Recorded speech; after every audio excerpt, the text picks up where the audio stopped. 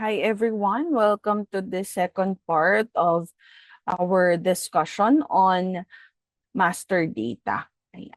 So for this time, we will be using smart books to demonstrate kung paano ba gumawa ng mga master data, ano yung mga fields that should be filled up. Yan. So make sure na lang that you know your username and your password, whether you're using SmartBooks or other accounting information system. So kapag naka-login na po kayo, you will see, ayan, yung pinaka homepage po natin. So for SmartBooks, ang kailangan po natin gawin for us to create master data, okay, so be it a customer master data, supplier, or item master data, kailangan nating hanapin kung saan tayo makakagawa ng master data. Okay? So for this example, we will first be creating customer master data. Okay, gagawa tayo ng bagong record. So just click here sa ating menu. Ayan. Tapos puntahan po natin itong customers or suppliers, yung parang may tao. Ayan. Then we could click customers. So para sa shortcut, pwede ring diretso nyo itong pindutin. Lalabas din naman siya agad. So kapag nag-load na yung ating customers, okay, so ang gagawin po natin for us to create a new customer, no? So kailangan lang natin na mag-fill in ng mga fields na ito. Okay, so for this example, so select lang natin, no, corporation. You could also select individual or group, depende sa requirement ng gagawin ninyong bagong customer. Then sa customer name, if ang ginagamit po is automatic na, pwedeng primary, but for this example, we'll be using manual. Ayan, so that we could edit the customer number. So in this case, I'll be using yung naming convention na ito for this example. Ayan, so yung aking customer number is C00 and then I put 01 kasi yung branch na ginagamit ko for this example is branch 1 and then I put B kasi ito na yung pangalawa kong ginawang customer record. Ayan. And then for the customer name,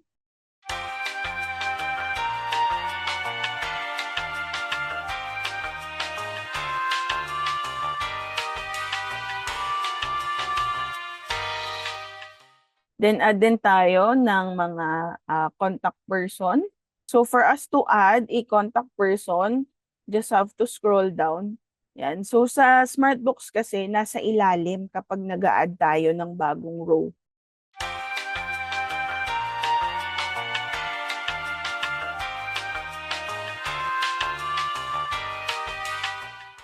So click natin yung add. Yan, para mag-reflect siya dito sa taas. So pag nag-reflect na yan sa taas, ibig sabihin, na-add na natin yung contact person na yan. Then for the addresses, so ganun din, dito po sa baba natin ilalagay.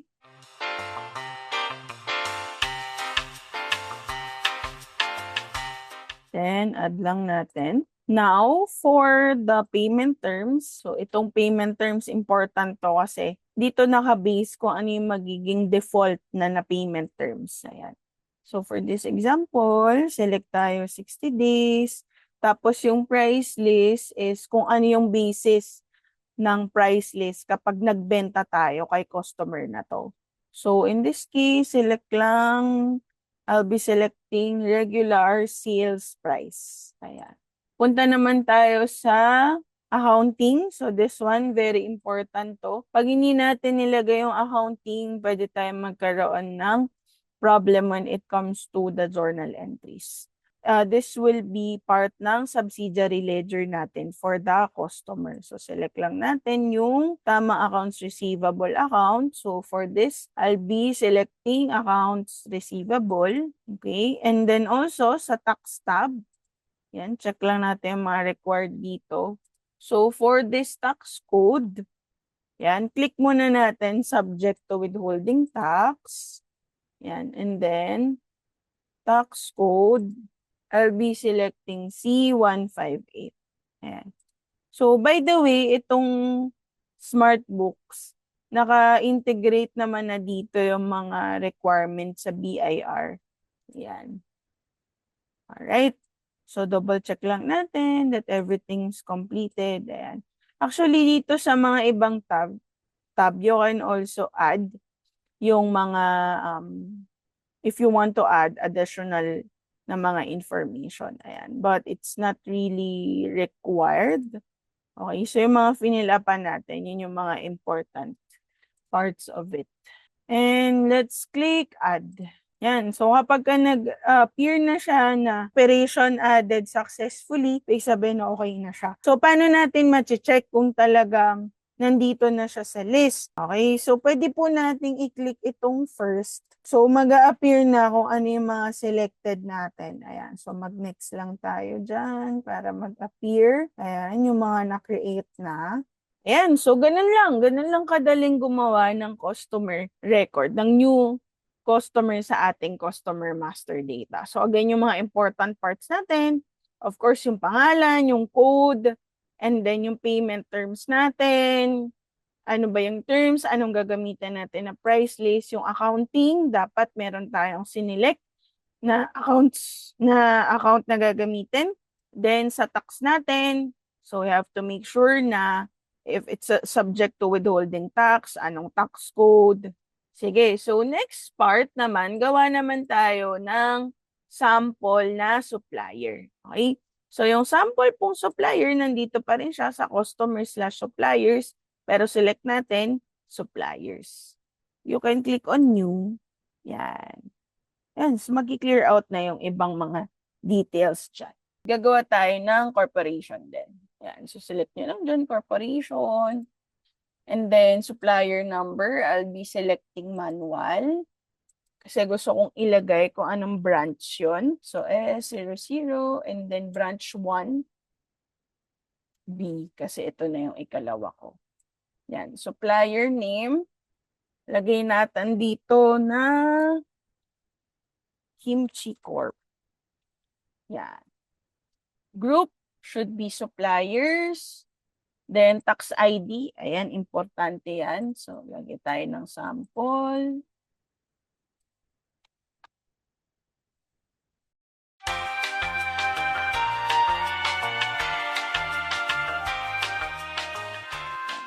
Okay, so add tayo ng contact person, Mr.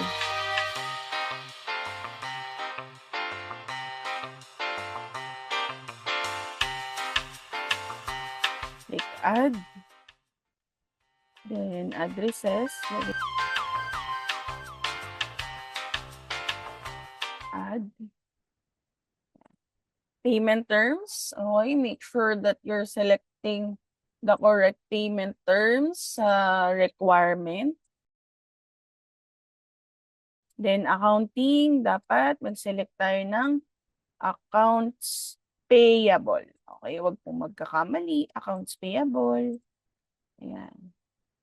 And then sa tax, check lang natin, subject to withholding tax. Okay. Then double check, double check.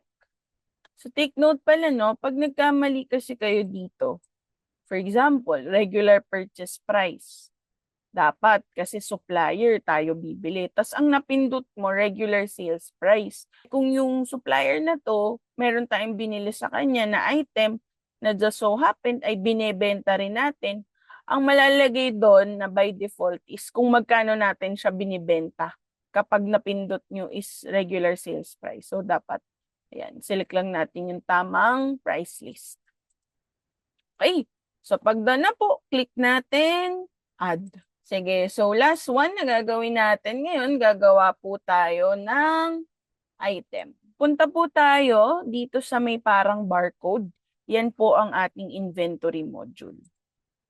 Okay, then click natin items. So ngayon gagawa tayo ng mga items. So gawa lang tayo ngayon ng isa. Ayan, so make sure na lang na if you're using a specific code, so click natin manuals, type natin I00 branch 1, let's say C. Ayan, kasi third one ko na.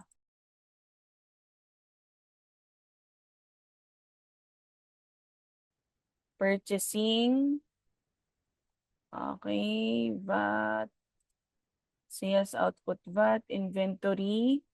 Ayan. So, okay lang muna to. Huwag muna natin siyang galawin. Gagawa lang tayo ng normal na merchandise. Okay. And then, price list. Ayan. So, very important. Base price. Okay, lagay tayo ng price with VAT installment. Lagay tayo ng 850 for product C. Okay, so that's good. Okay lang kahit hindi na mag-add dito. So it will be automatic din naman pag tinik natin yan. Okay, so if you're all good, click lang natin sa baba, add. Okay. Sige, so last part, mag-a-add tayo sa master data natin ng bank account. Okay, so paano po yun? Saan natin makikita? We just have to go to admin. Ayan. Okay, then punta tayo ng setup. Punta tayo ng, sorry, medyo malalim, banking and bank accounts. Ayan. Okay. So, para mas madali rin pala, pwede na mag-click lang kayo dito and then you can type here, bank. Ayan. So, lalabas na siya. Alright. Sige. So, ngayon gagawa tayo ng bank account. Okay, ano po ang step na para magawa natin yon? Una sa lahat, make sure you are selecting the correct branch. Okay, so for me, I'm using student 1. Ayan, so meron na akong ginawa dito before na BDO. Ayan, BDO Makati. Gawa tayo ng BPI. Sige. So type lang natin dito, select tayo ng bank. Yan, type natin yung branch. Sige, let's say Ermita. Bank account number, currency, and then GL account number. Select lang natin. Ayan, may existing na, BPI. So, make sure you click add para mag-reflect siya sa taas. And then, click update. Ayan. Okay, so we're done with the samples kung paano mag-create ng master data. So to recall, gumawa po tayo ng customer, master data, makikita natin dito. Gumawa tayo ng customer, gumawa tayo ng suppliers, gumawa rin tayo ng item, and gumawa rin tayo ng bank. Ayan, na medyo malalim ang lokasyon. Banking and bank accounts. Yan. So that's it for this session, and stay tuned for more tutorials and lessons on accounting information systems. Thank you.